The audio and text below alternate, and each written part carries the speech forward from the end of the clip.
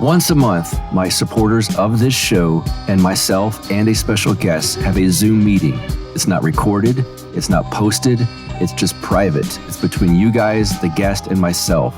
I do this because it means a lot for you guys who support me by showing me that this show means a lot to you. I love talking with you. I look at it as like a benefit for people that support the show, but it's really a benefit for me. I get to know you guys and have an off-the-record discussion with our guest. And, sometimes topics you don't want to necessarily have all the ins and outs discussed online, if you know what I mean. So to be in this group, please go to patreon.com/counterflow and donate $5 or more per month. And it gets you in this club. We do it once a month. It's a great time. It's great people. They're all smarter than me. So that's an upgrade from what you're used to. I can tell you that. The guests are always guests that people want to hear from. A lot of you guys will be familiar with many of the guests. Father Turbo's done it. Father Deacon Ananias has done it. David Patrick Carey's done it. My own priest, Father Ignatius, has done it.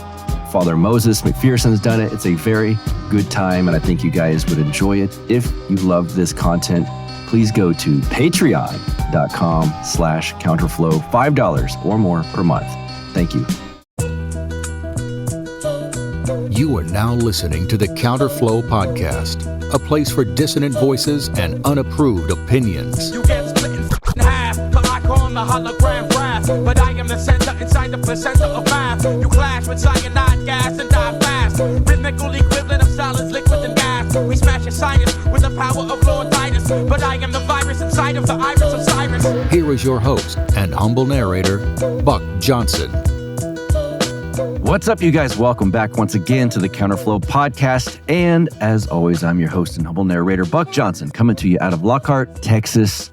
Back on the show today is our friend of the show, Charles Haywood, the maximum leader over at theworthyhouse.com. He's a member of Generation X. His views are right-wing with a future-oriented post-liberal bent. And I've got him back on the show every time things happen that are kind of fascinating or interesting or worthy of discussion in the world of politics. Charles is one of my go-to guys. As you might have noticed, let's say the month of July, it's like 20 years worth of things happened in 1 month. And so Charles is here to break everything down for us and where we're at, where things are going. So let's get him on here. Without further ado, the maximum leader over at the Worthy House, Charles Haywood. Welcome back to the show, sir. How are you? It is awesome to be here. I think this is my third time with you. And, third time is, if not a charm, certainly. This one's going to be a charm. Or something. Yes. This one's, if there's anything you do, it's just make people smile and not want to argue with you at all. So this is going to be a charm. That must be it. Though looking, it wasn't yours, so somebody's on YouTube on the podcast, people were accusing me of smirking all the time. Maybe I need to look more grim or something. I did. Well, yeah, that wasn't mine. That's funny though. Last time we discussed our mutual love from Lindsay, and yes. Anyway, we don't even have to get into that. I haven't thought about him since, honestly. Yes. What is that guy doing now? It's why we don't have to talk about him. Right. We don't. I did see some things where he was calling out spiritual warfare or something recently. And I'm like, wait, what? I thought that's why you didn't like us. Anyway. Whatever. Yeah. So I did call you the maximum leader because that's what you go by over at your podcast, your writings, your website. You've been on before, but just in case people find these in algorithms, all kinds of things, and they're first-time listeners, give a quick intro, and then we'll jump into some things that are pertinent for today. I'm Charles Haywood. I write at theworthyhouse.com, mostly on history and politics. Once upon a time, I was a mergers and acquisitions lawyer. Then I ran a shampoo company, hence my other occasional moniker on X, the shampoo warlord. And I write and read and play hobby farmer nowadays. And you're Orthodox. I am Orthodox. Yes, a lot of my listeners will find all the cool people. And yes. Rod. Yes. That's true. Fair. I will say when things heat up politically or get interesting, which they have been as of late, you are one of a handful of people that I would call like a go-to, like what is Charles' take on some of these things? Yeah, because I find, it's usually well thought out and you don't hold back, which I like to, because, a lot of people are try to hide behind this wall of sensitivity. And it's not that you're insensitive. It's not that you're insensitive, but it's just that you're real. It's like real. So that's what I appreciate about it. We'll get into the weeds on some things, the Trump stuff, JD Vance, this stuff about cancel culture on the right, if you will. How would you, where we're at right now, how would you paint it in a broad brush politically and culturally, let's say? Yeah, I mean, we're in the ferment stages of a society, an empire, if not reaching its end precisely, reaching a breakpoint. That is a breakpoint in the transformation of something radically different. I was actually just thinking about this randomly.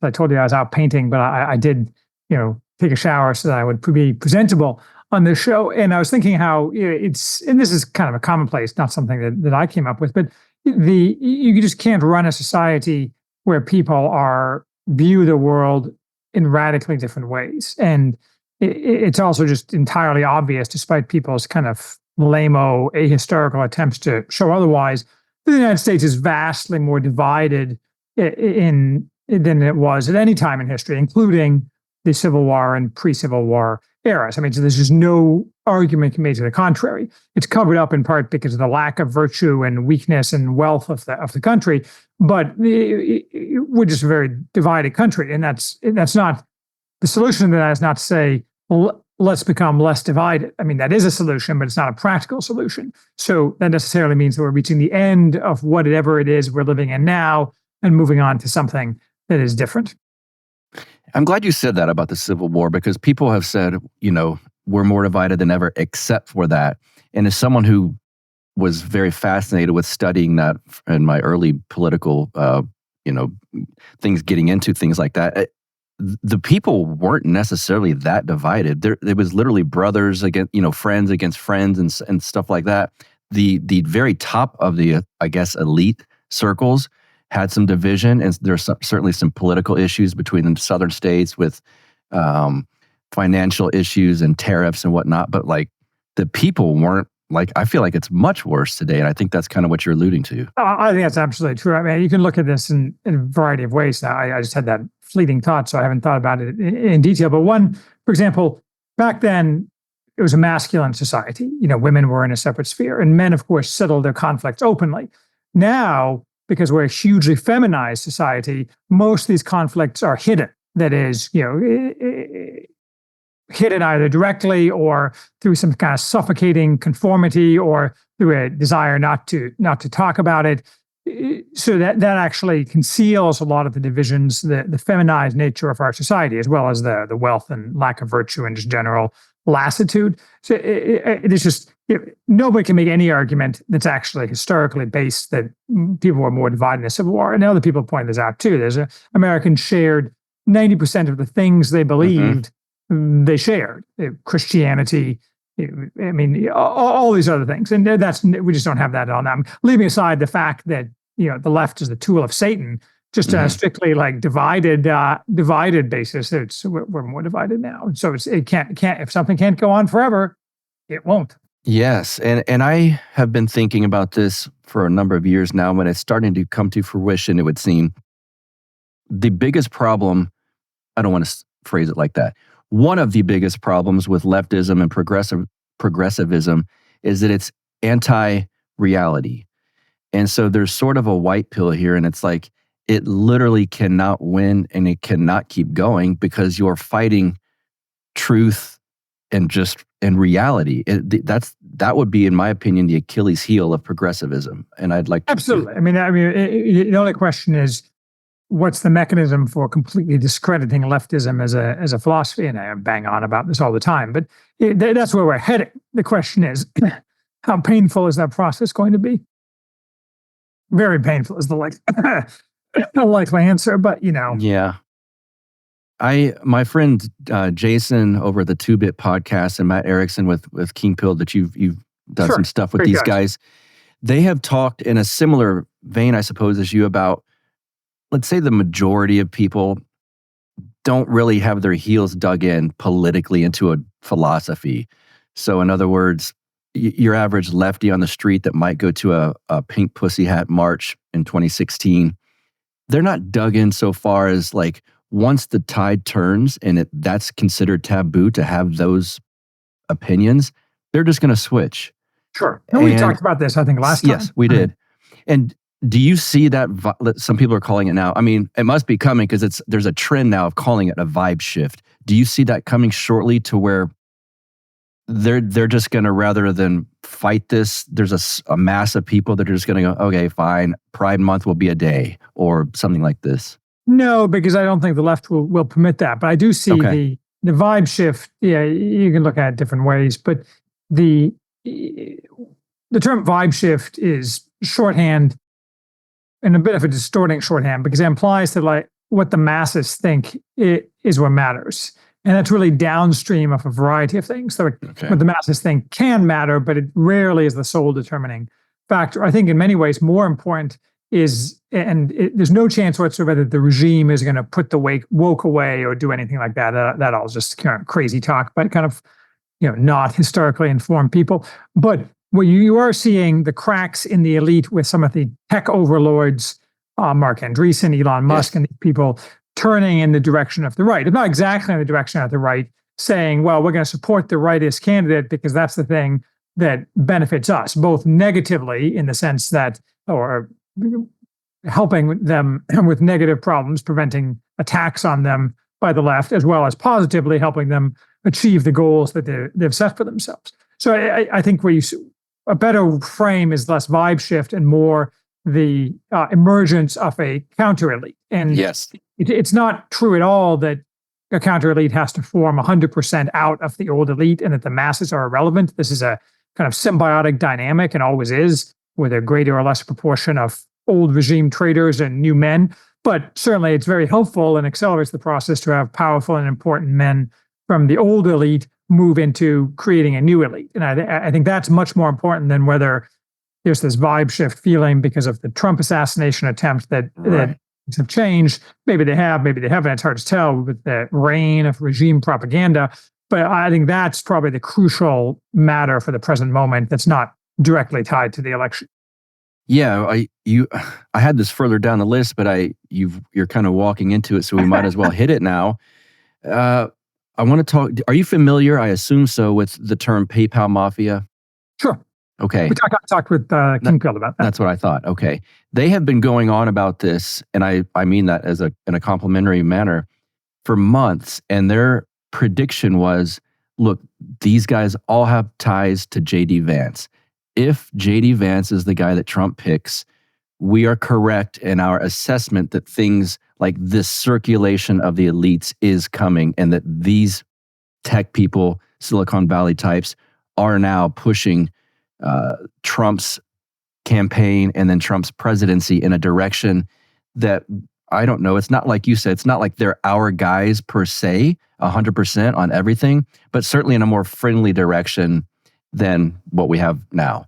Absolutely. I mean, they are our guys, not because we agree 100%, but because once you go down this path, they have to commit fully to the right, even though they may not have realized that. That's inevitable because there's no way back for them to the old structures. And so, as a simple matter of survival, they have to fully adopt, and of course, hewing to reality. Most of these people are pretty tied to reality. There's just no way back. So they'll inevitably end up, and you see this in the arc of Elon Musk, right? I mean, again, these things are somewhat shaded or hidden by the passage of time. It's like anything that when you're in the middle of it, you don't see it. But if you compared Elon Musk of July of 2023 to Elon Musk of July of 2024, it's pretty different already. And you're deep down, and it's just obvious that he's going to end up in a place. That doesn't mean is he going to be exactly like Buck or Charles in his thought. Unlikely. I mean, I suppose he might convert to orthodoxy and be super cool and all that stuff. Doesn't seem likely, but you're always going to have some variability in people's political opinions. There's a lot of things we disagree with Elon Musk on, but it doesn't matter because if we overlap at 80%, who really cares? Mm-hmm. I have to tell you about something to help you out. The world's largest offshore event taking place entirely online. You hear that, online, from October 7th through 11th. It's going to be put on by our friend Mikkel Thorop, host of the Expat Money Show, the highly sought after expat consultant with over 2 decades of experience. In this offshore event online, like we said, you will discover why international diversification is a must for those looking to preserve their liberty and wealth.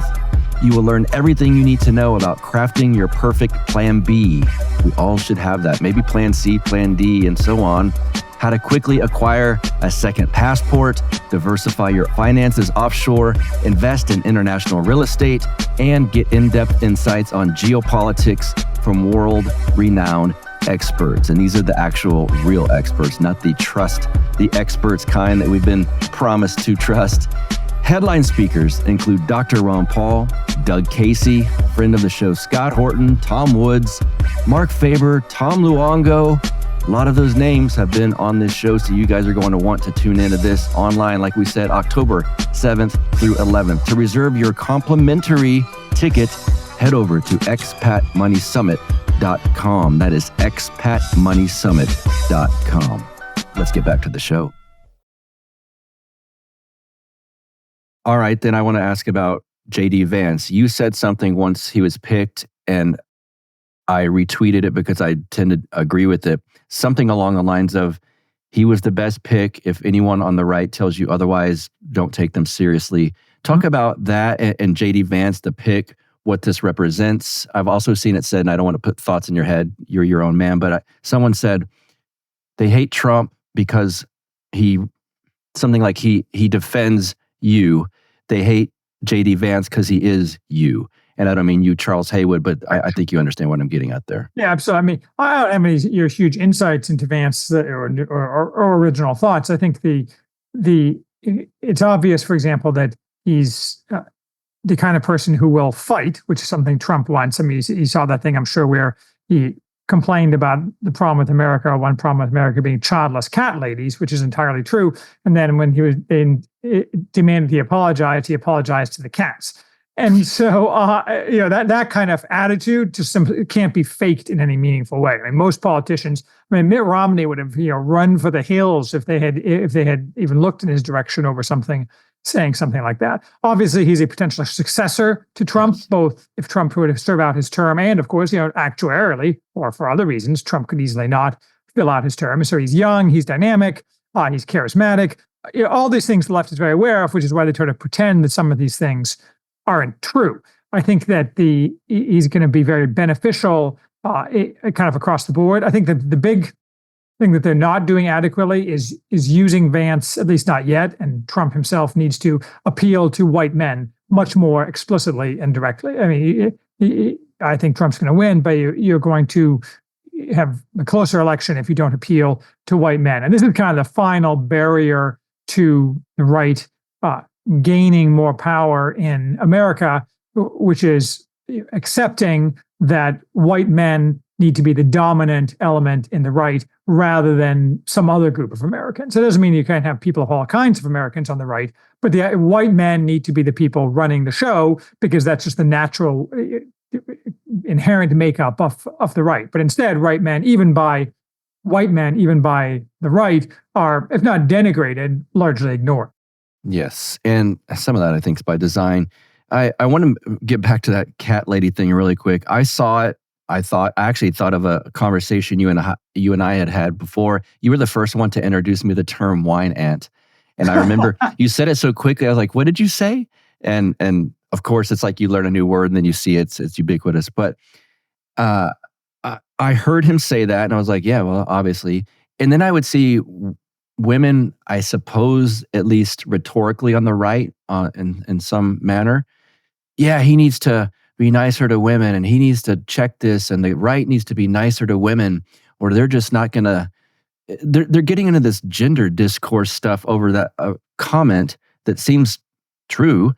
It seems like people that jump on that particular argument, obviously the left wants to because it's a distractor, but you're missing the bigger picture, especially if we do consider this circulation of the elites where things are headed. It's like, you're sitting here arguing over a cat who has babies or who has cats or who, like, you're not seeing the forest for the trees. You're getting bogged down in like the minutia of idiocy. Do you see that too?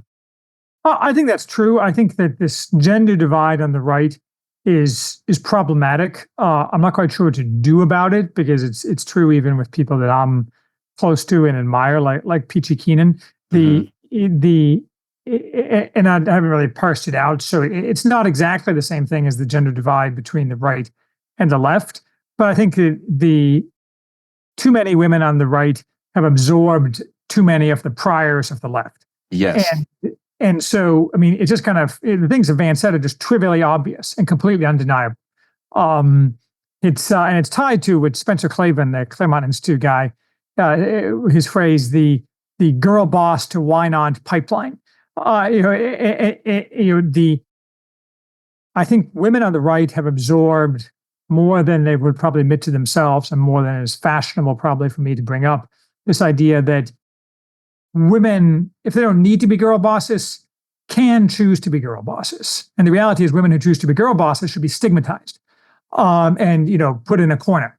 And so, until you get over this idea that women's choice is important and that women's choices should be validated no matter what they are, and the same thing is true for men, obviously. This is not a sex-specific thing. I mean, I think you and I can agree wholly that many men's choices should be stigmatized. Yes. But in this narrow context, I'm talking about these specific choices to say endorse childlessness as something that's virtuous somehow. I mean, that's just clearly wrong, and people should be metaphorically whacked upside the head for uttering such things. Yeah, I saw someone write, and I saw someone write on Twitter, but it is, kind of a public square. But I saw a girl write, she had a picture of JD Vance and then a picture of a trans person. And it said, a trans person has never told me I'm bad for not having children. And I was like, well, of course they haven't. Their entire existence is anti-human and anti-child. Why on earth would they tell you that? They think it's great. Right. I mean, the emotivism has always been a problem. It's historically been a problem on the left more than the right. But I think it's inherently the case as women become, more and more women are turning against the left. But that doesn't mean that they're necessarily adopting 100% of the kind of necessary opinions or attitudes on the right, which has been largely confined to men in the past. And this is kind of, I think, an inevitable consequence of women migrating into the right. And it's not like a fatal problem, but it is a problem that that fundamentally that a lot of the attitudes that women grew up with and have absorbed, even women who are explicitly anti-feminist, are false ideas. Not many ideas, at least some of their ideas. And maybe it's not even ideas, maybe it's preconceptions or frames or something like that. So, I mean, the idea that it's worth 5 seconds of our time to talk about JD Vance's opinions about women is not true. It's worth 0 seconds of our time. No, yes. I mean, I was talking about it because it's important, but like objectively speaking, right? JD Vance's opinions of women are like saying, well, I like water because it keeps me from being thirsty. I mean, okay, fine, JD, I guess that's true. Yes. So what? Let's move on. Yes. Yeah, I thought so too. And again, I do think Twitter does in some ways reflect, or it's some ways direct real life. I was just hoping, do people talk about this? I'm in a job full of men, so not one person has brought up, oh my God, did you hear what he said? But I don't know, maybe on tech it's office. Hard to say, right? I mean, Twitter, again, you see this thing it's all over Twitter. People are talking about the propaganda campaigns to make Harris seem appealing and to say that Trump and JD Vance are weird. I'm not sure these things have any real traction outside of Twitter. I mean, yes, I'm sure that like The Atlantic is publishing articles read by 6 people about it, but that's irrelevant. I'm saying like, I don't think the average person is aware of this at all. Yes. And if they are, it's someone who's heavily into left propaganda and just waiting every morning for his NPC download.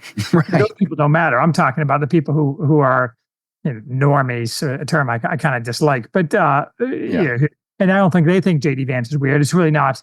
It's hard to. And it's the same way that it's impossible to make the objective argument that Harris is anything other than dumber than a box of rocks and completely unlikable, which at the very beginning of when they started talking about getting rid of Biden, and I was wrong about them getting rid of Biden, but the assumption was it couldn't be Harris for a couple of days. That was implicit in every talking point presented to us. Right, but it was the press was being honest for once, like because they didn't have their download. And so, I mean, the assumption was, well, it can't be Harris. It's going to be embarrassing to get rid of Harris because, she's right there and she's black and woman. And so like, this is going to be kind of painful, but we got to do it. And then, of course, they decided, I think, that the costs of that were, in fact, too high. So we'll stick with her and pretend that, we'll, shine up this piece of shit, and excuse my language, and, polish this turd and see where we can take it. Yeah, that's I assume the propaganda campaign's only on Twitter. I don't know. I don't watch a lot of mainstream media, but it's almost just, at this point, I just laugh like, oh yeah, okay. It's every morning. Oh, she's way ahead in the polls. Now it's being mocked. Like, look at this new poll. Kamala Harris, 97%, Trump, 3%. And it's just like, I haven't seen the polls, but I mean, the polls are lies, obviously. Yeah. All the polls are just lies. But I mean, now they're mocking the poll, because there's some that try to, well, look, she's like 5% ahead. And it's like, yeah, okay. You understand you're pushing once again against reality. And so it's just not true. It's just so strange to me. Maybe as I have less scales on my eyes than I used to. I don't know. I want to ask you about, I was watching this live. Were you watching the Trump attempted assassination live? No. That was one of the most, that was probably one of the first. Cool watching it live. It's just happened to be that I was off. I'm a firefighter, so I have daytime hours off. I was tired. I laid on the couch and someone said, Trump is going to discuss his VP pick at this rally. And I thought, yeah, I guess I'll watch it. Sure. And lo and behold, it was one of the most surreal things I've ever witnessed in real time, outside of my job in real life. It was so wild. Cool. How long was it? Like, how many seconds or minutes between when he got shot and he stood up and gestured to the crowd? Maybe 30 seconds, I would say. My first instinct was, I saw him grab the ear, I saw him drop, and when he stood up, I saw the blood. My first instinct was that when the Secret Service jumped on him or something, someone cut his ear. Yeah. And then I saw the fight thing, and I was like, holy goodness, this is going to be historic, obviously, much more so than I first even realized. And then I rewound it, and then I watched it in slow motion. I was like, oh shit, he got hit. Yeah. And then, because at first we're so used to these mass shootings, unfortunately, shootings over 4 people, let's say, I thought someone was firing shots in the crowd and it was just a crazy person. Then he just ducked. And once I saw, Tucker was the first person to tweet that I saw the now famous photograph. And I was like, there it is. That just won the election. This image. They're doing their best to bury it. The reason I ask, though, and it's kind of germane to the election, is I was talking to 2 friends of mine who are, one's kind of rightist, but still kind of normie, and the other is kind of centrist for a Chicago Jewish lawyer.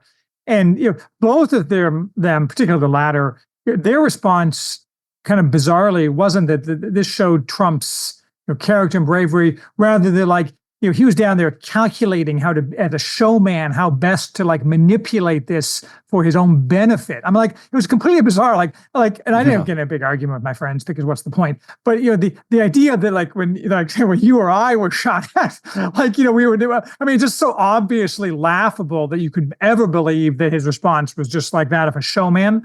It makes me wonder.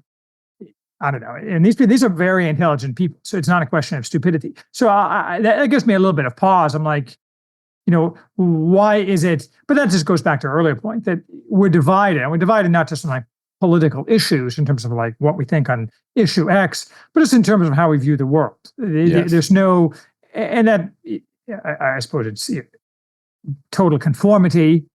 The herd instinct of the left isn't much better, but when people have this people are atomized, they come up with all these different ways of viewing the world, and that's not really a great thing either. But I don't have a solution for that. So, yeah. Yeah, and the thought, it's like, well, someone who would say that, it's like, I'd ask them, could you do that? Like, you just got whizzed by a bullet in your ear, and you would go down and immediately, what's the first thing you think is, how can I look cool? Right. I mean, it's completely nonsensical. Yeah, it doesn't even make any even standing up 30 seconds later, you don't know if people are still shooting at you. That's what I was thinking. Yeah. I wouldn't stand up and be like, hey, can we crawl out of here? I know. Yeah.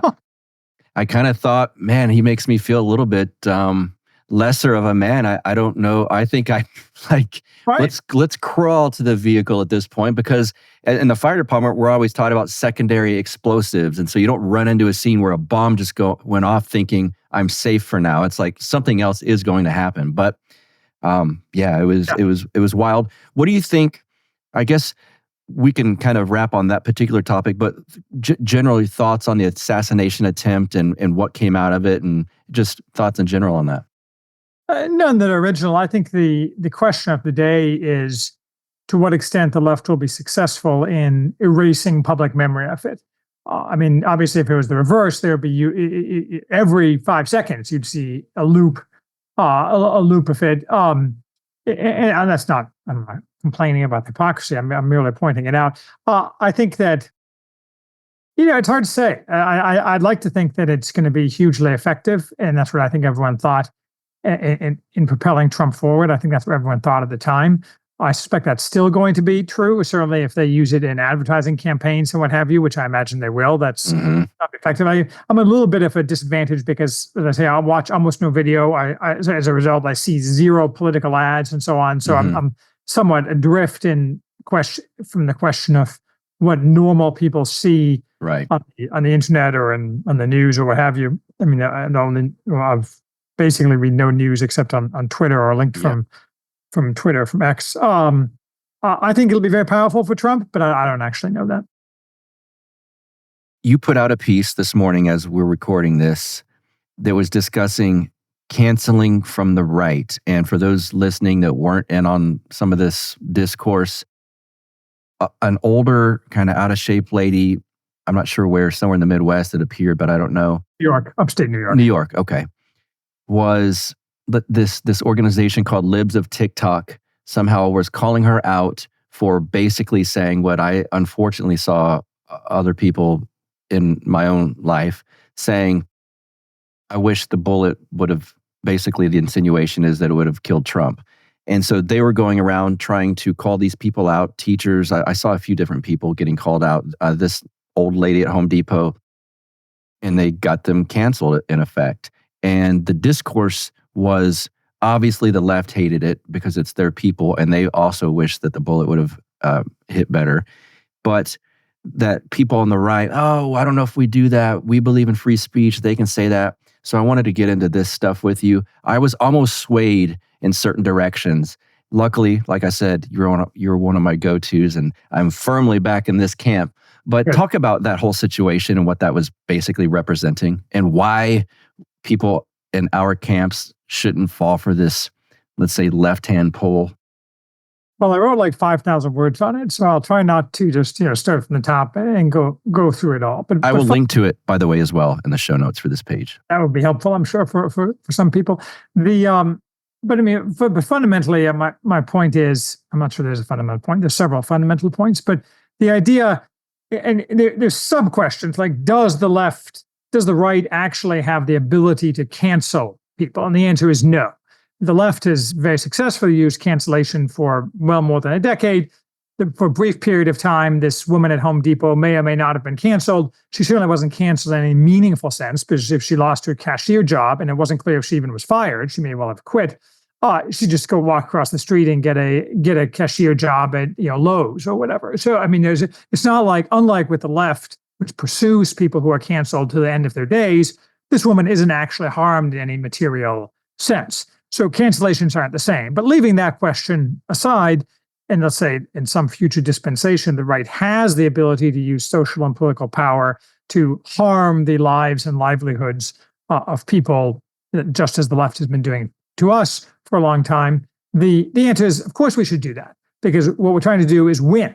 And this is a game theory, tit for tat, and both in terms of reaching any kind of equilibrium with the left and in terms of winning by defeating the left. You only do that by taking the actions that are available to you, which means the destruction of people who are our enemies, including this woman, who's most definitely our enemy, even though she's a relatively low-level person. But we shouldn't forget that low-level people throughout the history of left terror for hundreds of years have frequently been the most eager in harming and destroying and killing people who are opposed to left ideology. So just because she's a cashier doesn't mean she's not a very evil and destructive person. She's the kind of person who probably turned in people who admitted to her in privacy that they didn't get the devil shot for COVID.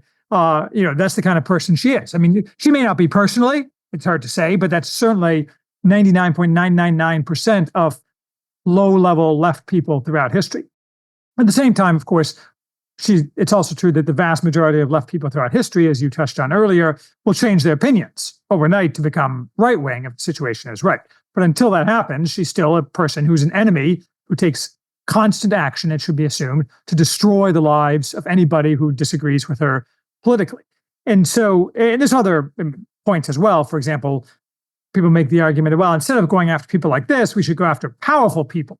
I mean, that's like saying, I should turn lead into gold. I mean, that would be great. I could use more gold, but it's just not a practical response because we don't have that power. And there's no suggestion or no appearance that we're going to have that power anytime soon. I certainly hope we have that power, and I hope we use it to totally destroy the left and to punish aggressively all the left criminals who are still around. But we don't have that power, and so saying, well, instead of doing this, we should do that is just silly. It's like it just doesn't make any sense at all. So I had other things to say as well, but that's kind of a thumbnail sketch of what I thought about it.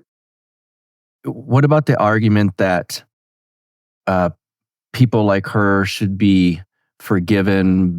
You mentioned this. I think it was some pushback you had against that Peachy Keenan or something on X. People like her are low level. They should be forgiven. They don't actually have anything that's going to hurt us. If we're moral people, we should not wish evil upon someone because they could be brainwashed or something of that sort.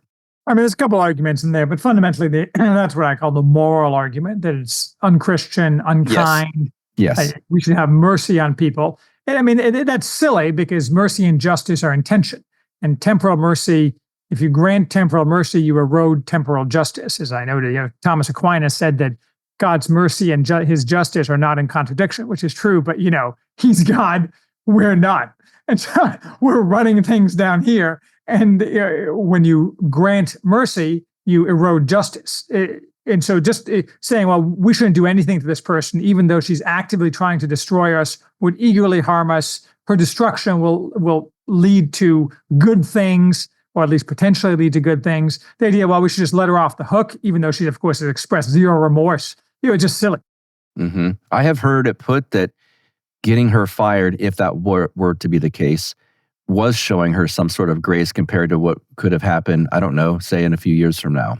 Yeah, I mean, that's certainly possible. And I certainly, 10 years from now, I suspect if you look up this woman, she'll have right-wing opinions, or at least generically right of center opinions, because that'll be, with any luck, knock on wood, I guess knock on wood isn't appropriate there, but whatever, will be the then current situation of the United States.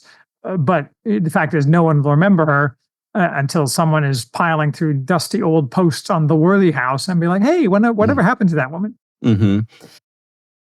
I want to ask about, she could be in this category, but I can't stop thinking about let's call them, I don't know that I could still get censored for this stuff or stricken from YouTube, but the people of 2020 and 2021 that were on the opposite side of you and myself. I just got into a quick little debate, pushback with someone that's still promoting the stuff that they were promoting in 2020 through 2023, let's say. Mm-hmm. I naively was assuming most of those people, if not ask for forgiveness, would rather not discuss that topic. Yes. But now I'm starting to think they're also not going to ask for forgiveness. No, of course not. No. I mean, that's just the nature of it. But then I worry because there are people in that world that I care about. If there is this, let's say, rightward direction that we're headed, and there is a call for punishing enemies, I wonder if they don't ask for forgiveness now that they could be begging for it at some point. Well, I don't think, I didn't get into this into my piece, though I thought about writing up on it, like what we should do in terms of what one might generically call truth and reconciliation tribunals. There you go. Fact is that something like that. Or I mean, I've actually written about this a little bit before in the context of denazification in post-World War II, in the context of Ernst von Salomon's book, Der Fragebogen. But the things like that, if you go back a long time and dredge up fairly minor things where people didn't actually do things but held opinions, at some point you just gotta call it a day and move on. So I think actual future punishments should typically be reserved for people who are major malefactors. Okay. And George Soros should immediately have everything he owns confiscated and be thrown into a dungeon on bread and water until he shuffles off this mortal coil. But other people, and there's many other people who should obviously receive significant punishments, but just people who join the current thing, we're just going to move on. And they should be asking for forgiveness and all, but that's something that really can only be done on an intrapersonal and familial level. And the fact is, most people, even the people who they hurt, would prefer to forget it at some point. It's like, it's like when somebody comes up for you from like years earlier and says, "Hey, I really want to ask you forgiveness." You're like, "Dude, why are you bringing this up?" Like, like we can just move on now, right? Yes. I mean, that's not true for everybody or for every situation, but that's probably the correct approach, I think. Yeah, maybe I was looking at it through an Orthodox lens, because when I was baptized, I did contact some people and kind of go back through things that I felt like I was wrong on and apologize. And I didn't ask necessarily like, "Will you forgive me?" But I just said, "Look, I've thought about it inwardly and I was wrong on this. But I don't know. Maybe I think that's certainly, I mean, as a spiritual practice is highly beneficial, and I probably should do more of that. But since I'm a narcissist solipsist, I don't do enough of that. I will say that ever since I was very young, I used to have, and I'll tie this to orthodoxy here in a second, I used to have what I called the Big Book of Sins. And this was not my sins. This was the big book, mental book I had of sins other people had committed against me. And when I became Orthodox, I was forced to vaporize from my mental picture the Big Book of Sins, because it simply wasn't appropriate to keep a list of wrongs done to me anymore. So I probably should have gone the whole way and thought about wrongs I had done to others. But yes, the Big Book of Charles' sins. Exactly. But somehow that escaped me. I'll have to talk to my spiritual father about that. I'm sure he'll be like, "Yeah, I was wondering when we'd get around to this." Yeah. Don't show him this episode, or do. I don't know. The future, the arc of Elon Musk, you have been one of the, I would say, more vocal voices in my circle of saying that there's a bigger future that could benefit us and where he's headed. You were saying this when people were like, no, he wants to put chips in everyone's head, et cetera. What are your thoughts on where he's come from, where we're at now with him, and where it looks like he's headed? Musk is following precisely the path I outlined, and that doesn't mean much because nothing is truly dramatic. But as I say, he definitely is on an arc, and the arc really only has one ending place, and we touched on that earlier. The fact is that someone like Musk is far likelier to be the man of destiny than Donald Trump is going to be. Donald Trump is merely a chaos agent, a fire starter. I like Trump fine, but the fact is he's 80 years old, and J.D. Vance is not going to be the man of destiny. Well, he might be, I suppose, but he's obviously a very smart but also calculating guy, and you have to be the kind of guy who loves risk to be the man of destiny. And Musk, I forget the quote, but it was in his Isaacson biography. Someone else said basically that, I can't remember, but basically the point was that Musk likes risk in a way that other people simply can't comprehend. And so I think whether or not that will happen exactly is hard to say. Many things could knock that off track, but he's clearly decided to go down this path. And I can't prove this, but it's fairly obvious to me that he's much farther down the path, or at least somewhat farther down the path, than his public pronouncements state.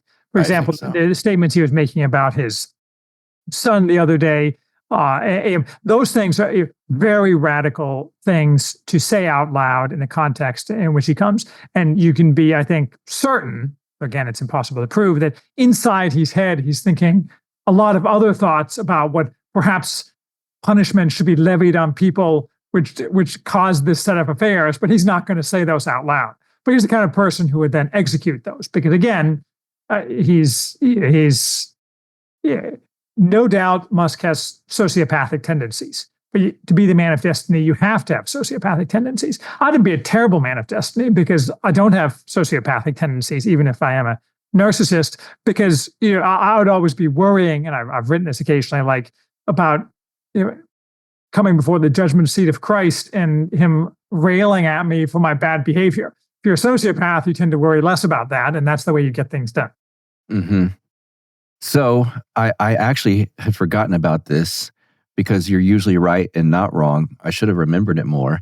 The Biden thing, there has to be a little bit of a caveat to your prediction, because in a way it's like, did he drop out?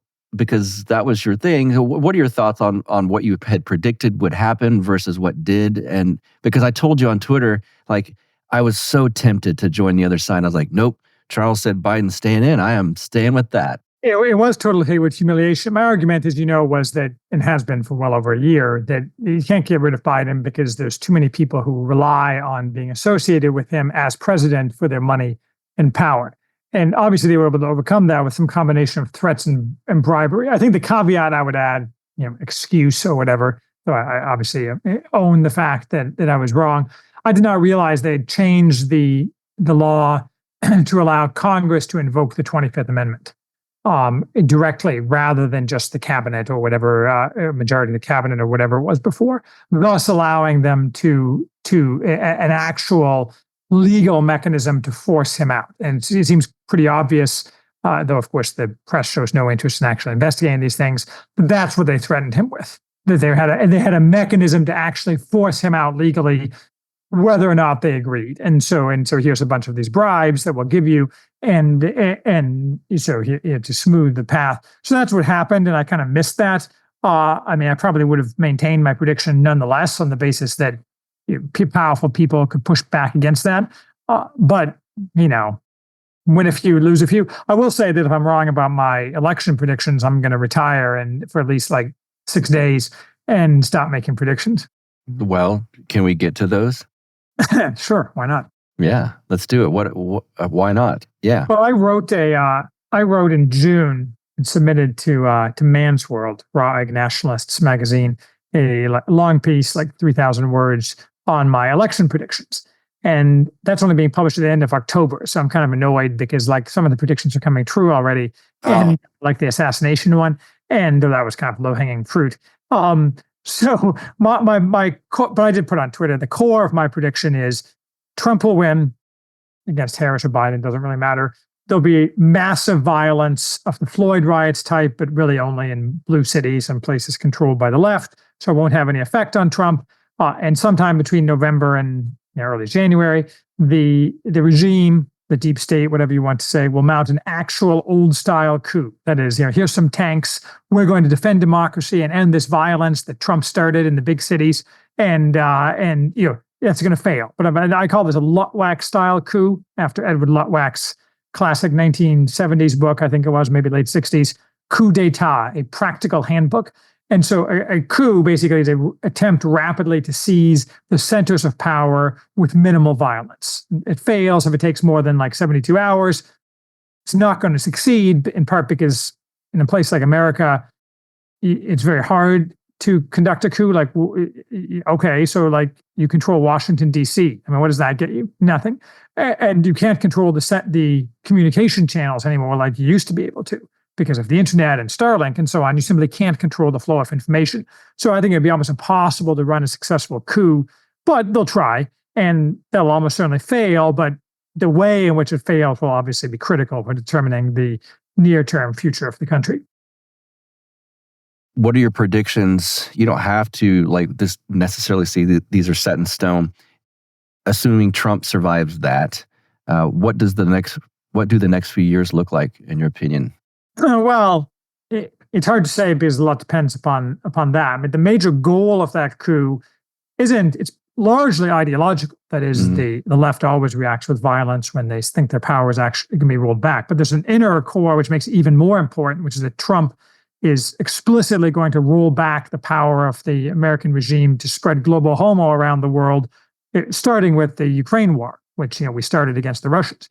And so they both from a monetary perspective, because there's lots of money obviously involved in this, but even more importantly, from an ideological perspective of Trump is pushing back against that and ending the waste of American blood and treasure to impose this filthy ideology around the world. So they can't abide that because it's the end of the regime. There's no regime if they're not allowed to do color revolutions in Georgia, try to overthrow the government of Hungary, continue the war in Ukraine. It's just over. And so because if they're not advancing, they're falling back. There's no retrenchment position for them.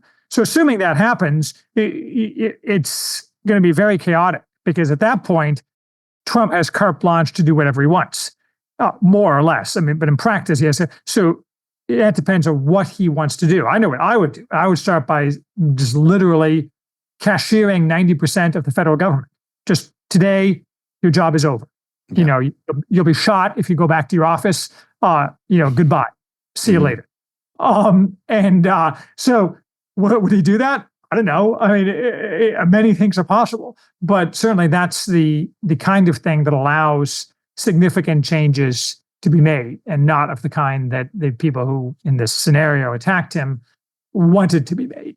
Whether Trump would take advantage of that, I don't know. It's entirely possible Trump would be like, too bad about that coup thing, but I'm the greatest. Let's all unite. And instead of punishing the guilty and destroying their power root and branch, he would allow Jared and Ivanka to protect the filthy people they like to hang out with, and just be a disaster. I don't know, man. It could be anything. Yeah. By the way, I heard. I think there's not enough talk about J.D. Vance's line, something about this being a nation of people and borders, etc.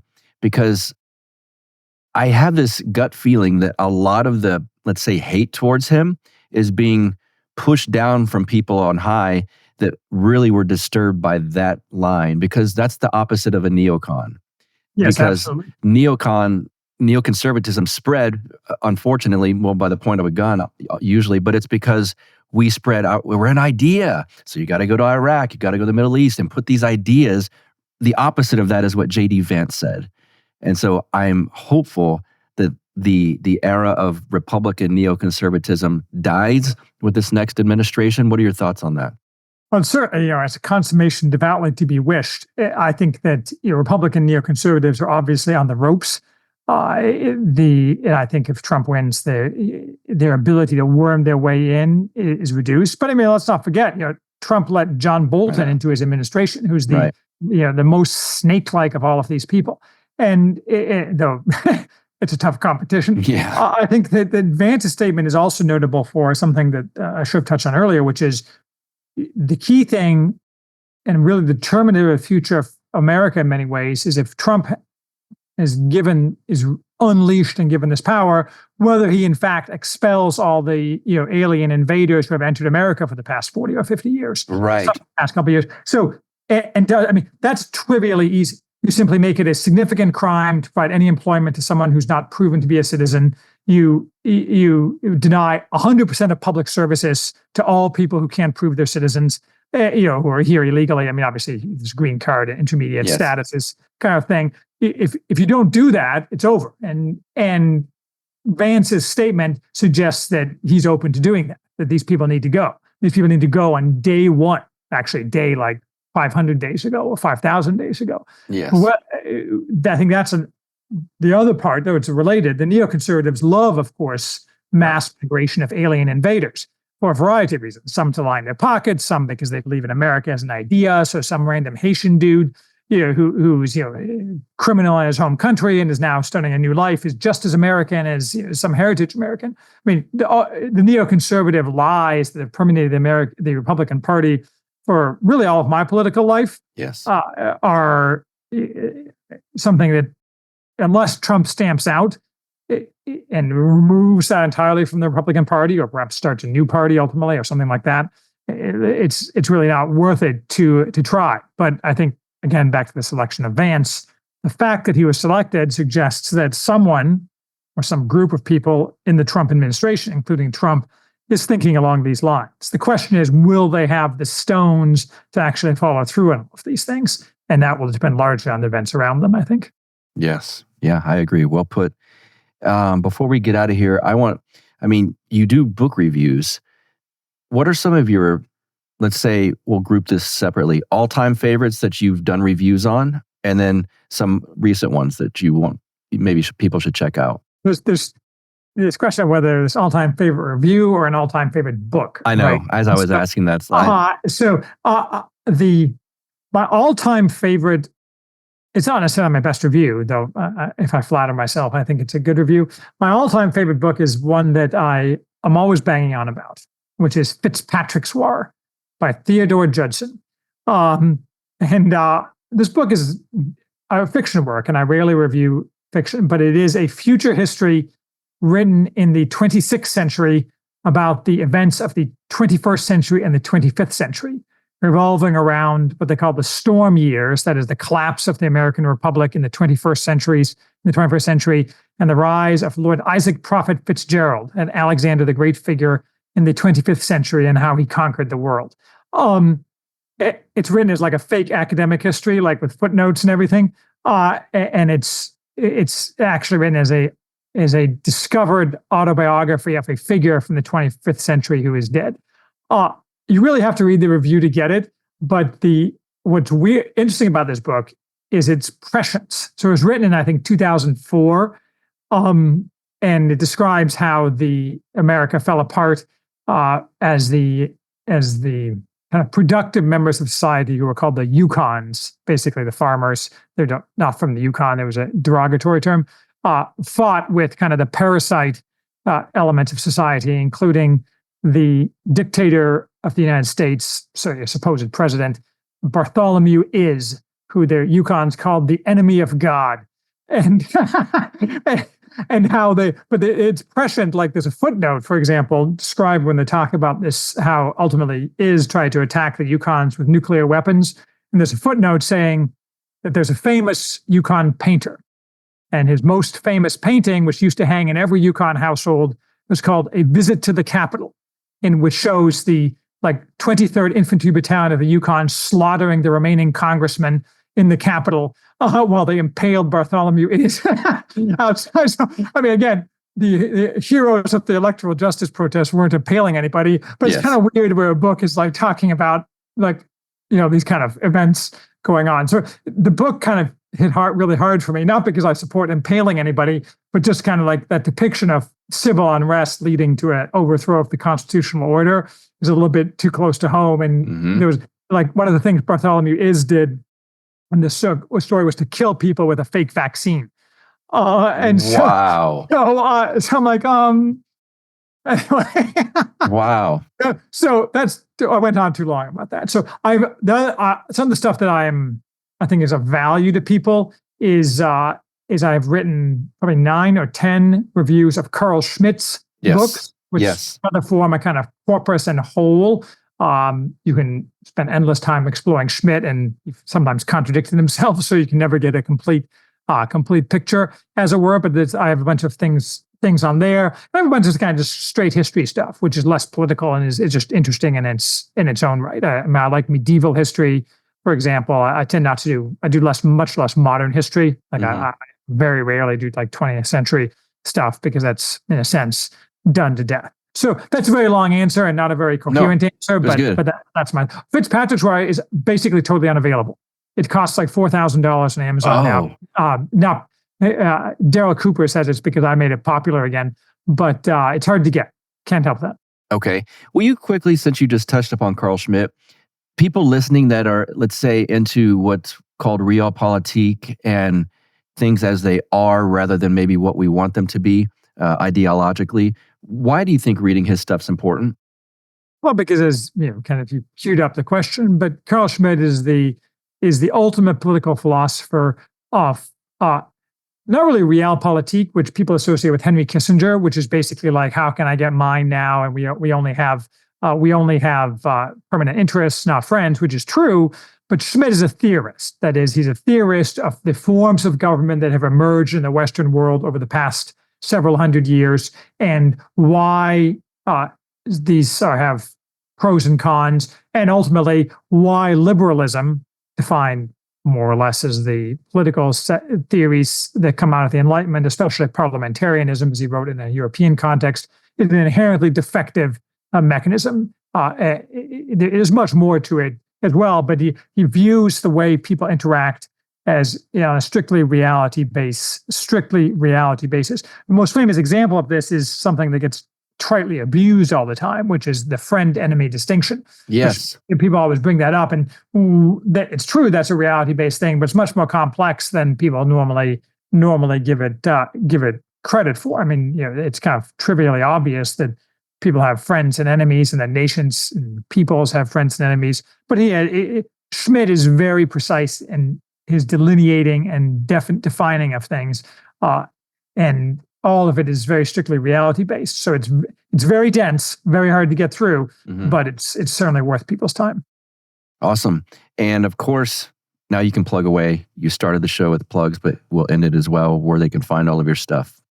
I write at theworthyhouse.com. There are no subscriptions. I mean, you can subscribe, but you just get email notifications. I don't need your money. It's all free. I also cross-post at X, and occasionally, as Buck was saying, offer my hot takes on X for what those are worth.